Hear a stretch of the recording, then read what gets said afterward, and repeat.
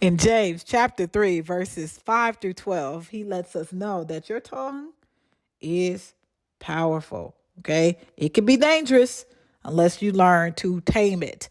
And we're going to learn that in this Bible study. We're going to do it in 4 parts. We're going to start off with the Bible scripture that we're going to read straight through, followed by a quick background, give us the information we need to understand the text. Then we're going to break it down, which is interpreting this scripture. What does it mean? And then the last part is what we're calling the best part. We need a life application. What can we pull from the scripture we can actually do? We got to put God's word to work in our lives. So James chapter 3, verses 5 through 12 in the NASB version reads, "See how great a forest is set aflame by such a small fire? And the tongue is a fire, the very world of unrighteousness. The tongue is set among our body parts as that which defiles the whole body and sets on fire the course of our life and is set on fire by hell. For every species of beasts and of birds and of reptiles and the creatures of the sea is tamed and has been tamed by the human race. But no one among mankind can tame the tongue. It is a restless evil, full of deadly poison. With it, we bless our Lord and Father, and with it, we curse people who have been made in the likeness of God. From the same mouth come both blessings and curses. My brothers and sisters, these things should not be this way. Does a spring send out from the same opening both fresh and bitter water? Can a fig tree, my brothers and sisters, bear olives, or a vine bear figs? Nor can salt water produce fresh." Who is James, the half brother of Jesus, the Christ? And he is writing this letter to Jewish Christians who are dispersed throughout the area due to persecution of their faith. James wants to let them know, hey, here's some things, guys, you should be doing or you should not be doing if you say you are a follower of Christ. All right. And he gives them the real deal. No sugarcoating it in this letter at all. So in chapter 3, he starts off by talking about not everybody should be teachers, okay? Because you're gonna be judged a little bit stricter. And then he goes into people who do not stumble in what they say are perfect, because it shows that they're able to like rein in the body. You got some control over yourself. And that brings us to the tongue. And he tells us that it is a small body part, but it boasts of great things. So when we say the tongue, we are talking about the actual body part, but we are also talking about speech and language, okay? So the words and the things that we say is what we're talking about when we say tongue. And he compares the tongue to 4 different things. He says that it is a fire. He says that it is the very world of unrighteousness. He says that it is a restless evil and a deadly poison. I mean, it's just all the bad, terrible stuff about the tongue and about the language and about the words that we say. Can the tongue give us great things and good language and positive? Yes.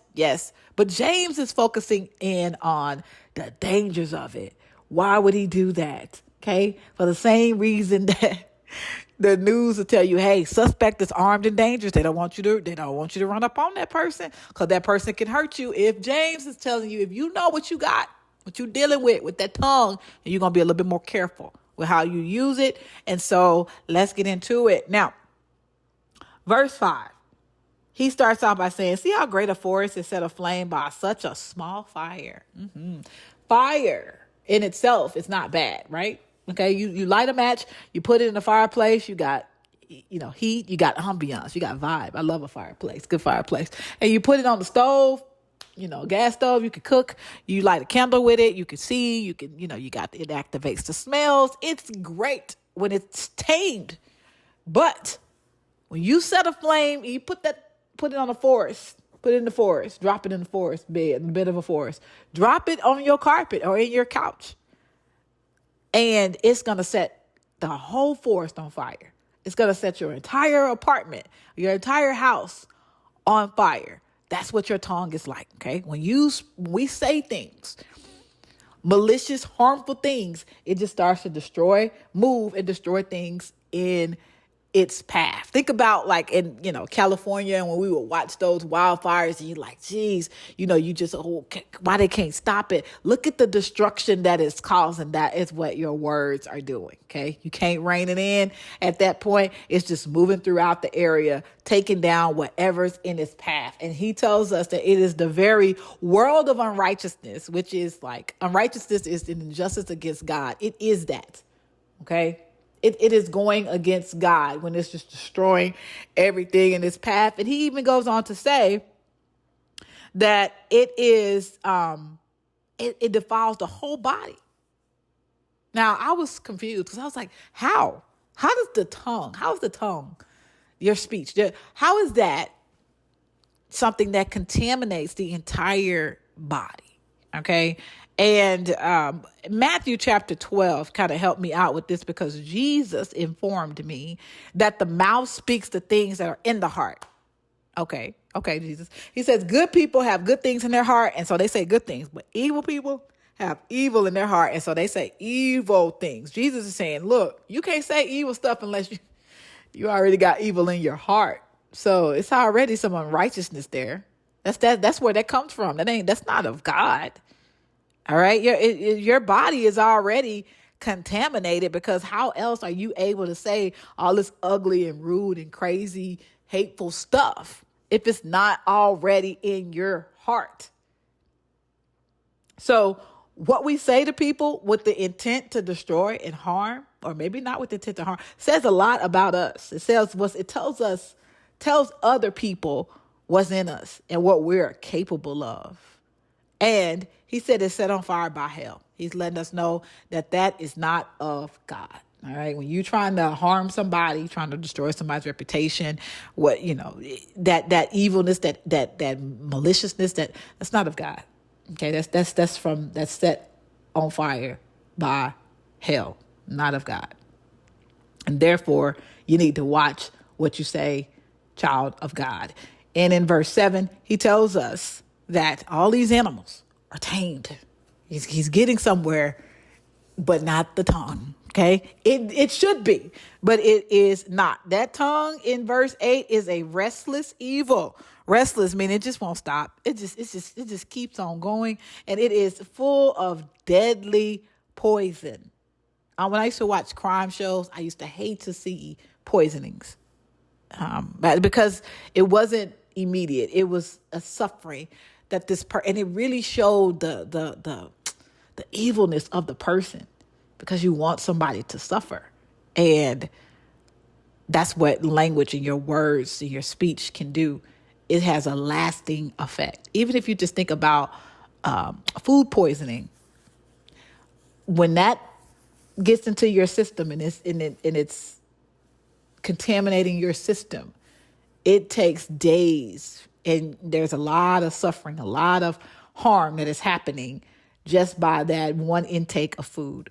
So does our words and our language. There's people I know who are adults who are still suffering from something that somebody said to them when they were a kid.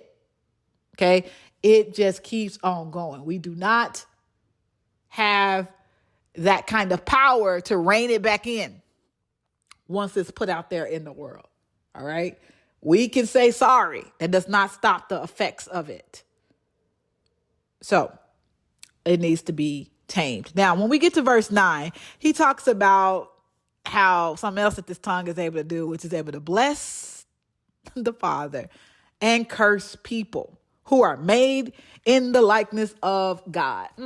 Blessings and curses come from the same mouth. Who was convicted?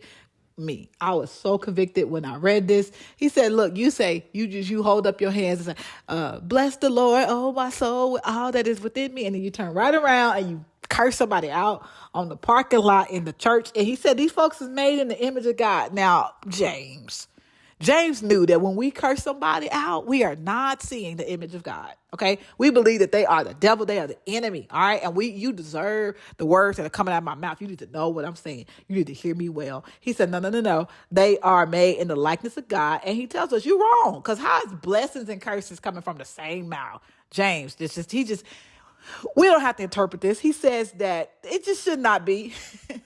My brothers and sisters, it should not be. He goes on to give us a series of questions, which, rhetorical. Does a spring send out from the same opening, both fresh and bitter water? No, James. Can a fig tree bear olives? No. Vine bear figs? No. Can salt water produce fresh? No. Okay, we get it. The tongue should not be blessing God and cursing people. We need to tame it. We have to use it for the glory of God. Let's just go on into the best part. My best part, my life application, is to watch what I say. Oh, it'd be hard. It'd be hard. Look, we are sinners by nature. Okay. So the default is not good words. It's not good stuff that's coming to mind when you get angry and you get upset. All right. Now, we are also born again Christians, followers of Christ, which means we have the Holy Spirit and we want to yield to the Spirit. Okay. Because one of the fruits of Spirit is self-control, which means we got to learn how to control what we say. The best way to control what you say is to be quiet. Okay. Be quiet. Don't be quick to respond, because that's when you pull it from default. I guarantee you, if you start talking as soon as somebody make you mad, it's a default, and that is set on fire by hell. Don't do it. Okay. Pause. Give it a minute. And what you want to do is I'll be praying. I'll be like, Lord, tell me what to say. Tell me how you want me to say this. Give me the words to say. All right. And if I don't think that I'm capable, I will tell him, please don't let me run into this person because I don't know what to say. Why am I doing this? All right. Because I want to glorify him. I am a follower of Christ. I cannot glorify God if I look and sound like everybody else. I go off on people when they go off on me. I curse people out, when just because they cut me off in traffic. Okay. That's not glorifying God. Now, we're not perfect. You're not perfect beings. And we are going to, within the course of a day, have language that is destructive, that is unrighteous, that is set on fire by hell. But that's not our goal. Okay. Your goal is to glorify God, which means that you need to tame them words in the tongue. And so you're going to watch what you say. Activate the Holy Spirit. Pause for a second. What should I say? So that I can use my powers for good and for God. All right. That's my best part. What is your best part? Drop it in the comment section below. And if this video helps you, you get it, you understand, go ahead and like and subscribe if you would like more teachers like these. We're going to still be in the book of James. Next week, we're going to be in James chapter 4.